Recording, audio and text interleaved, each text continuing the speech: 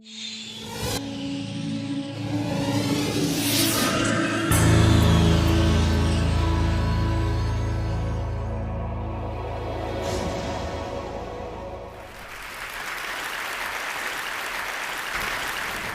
call myself a body architect. I trained in classical ballet and have a background in architecture and fashion.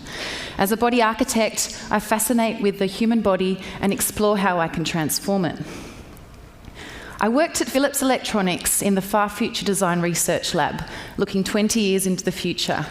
I explored the human skin and how technology can transform the body.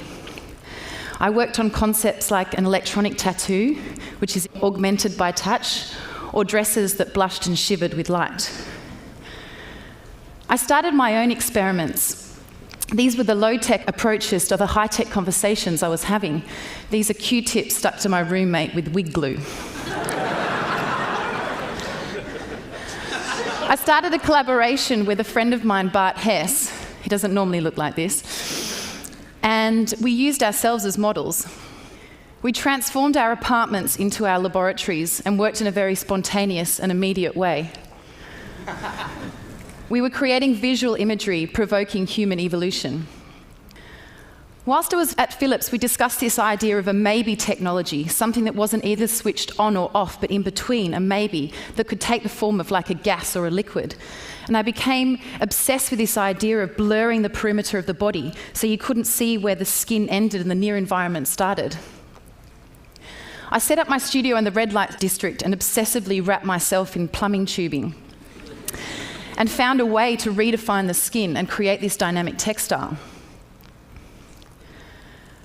I was introduced to Robin, the Swedish pop star, and she was also exploring how technology coexists with raw human emotion. And she talked about how technology with these new feathers, this new face paint, this punk, the way that we identify with the world. And we made this music video. I'm fascinated with the idea of what happens when you merge biology with technology. And I remember reading about this idea of being able to reprogram biology in the future away from disease and aging.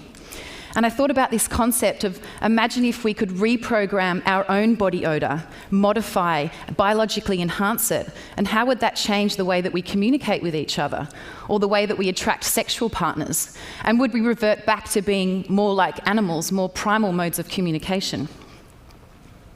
I worked with a synthetic biologist and I created a swallowable perfume, which is a cosmetic pill that you eat and the fragrance comes out through the skin surface when you perspire. It completely blows apart the way that perfume is and provides a whole new format. It's perfume coming from the inside out. It redefines the role of skin and our bodies become an atomizer.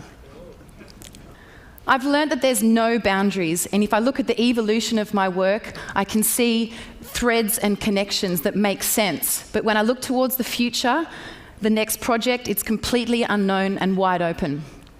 I feel like I have all these ideas existing embedded inside of me, and it's these conversations and these experiences that connect these ideas and they kind of instinctively come out. As a body architect, I've created this limitless and boundless platform for me to discover whatever I want.